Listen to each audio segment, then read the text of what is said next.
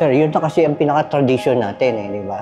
Kumbaga kapag once na pumasok ka as a guest na customer sa Max, parang ituring mo yung pag-aalaga mo na parang bisita mo sila sa isang bahay mo na sarili mo. Kailangan start pa lang, bago ka pumasok pa lang ang guest, with a smile. Kailangan taos sa puso na tanggap mo sila na pumasok sa store, na mapapawaw talaga sila. Sa serbisyo, sa sarap ng pagkain, lalo na sa pag-aalaga. Pero marunong ka magmalasakit kasi importante sa trabaho yun. Tsaka yung masipag ka. Ito na yung second family ko eh. Pero bukod sa family ko, kung saan mas marami kong oras dito sa Max. May mother at saka father ko, Maxes din po siya. And then may 2 brothers, Maxes din po. Kaya, Max family. Actually, sabi nga ng iba sa akin, bakit hindi ako mag-abroad? Sabi ko, gusto ko pag nag-abroad ako, yung papasyal na lang. Sabi ko, okay naman ako dito sa Max.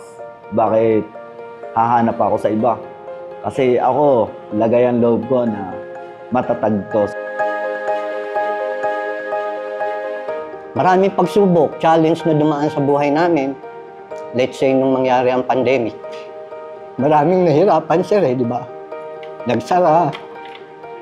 Dahil kahit kami naman mga veterano, laban kami. Kahit na mag-stayin kami dito, okay lang. Wag lang namin mapabayaan na makatulong din kami sa management, di ba? Laban. Masipag po si Papa. Parang kahit masama po yung pakiramdam niya, papasok pa rin talaga siya. Wala sa kanyang umuulan, bagyo, inaano niya para sa pamilya. What makes me proud kay Tito po is para ko talaga po siyang hindi tito. Parang pangalawang father po. Kasi kapag may need po ako, lalo na po pag sa school, one call away ko lang po si Tito. Tinaguyod niya kami, hindi niya ako iniwan. Sobra. Sa lahat ng pagsubok, lahat ng trials namin, nandun siya. Karamay ko siya. Tsaka ano po talaga si Papa, lahat ng pangangailangan namin, kahit walang-wala po siya, gagawan niya po ng paraan. Malaki po talaga yung natulong sa akin ng Max since nag-scholar po ako since grade 2 sa kanila hanggang college po.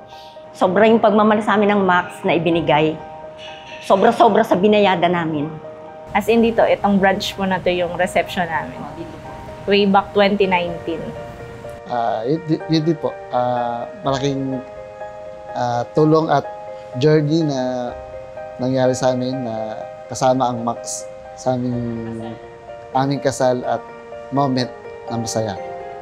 Yung pinakamalaking achievement niya po dito sa Max's is yung minahal niya po talaga kung ano yung work niya dito. Since nagtagal po siya, 38 years na po siya dito sa Max. Sir, yung pakahilig ko na rin yung pagsasabi ng pagkain sa customer, tapos pag-dispatch po.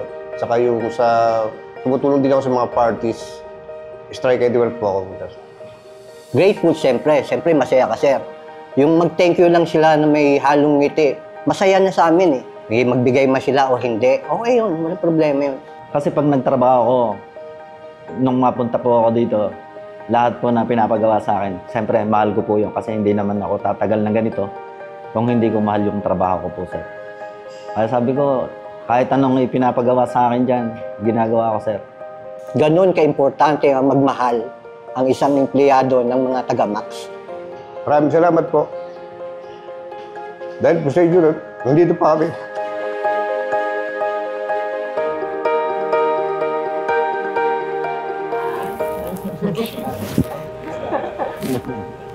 Thank you to sa lahat po ng tulong.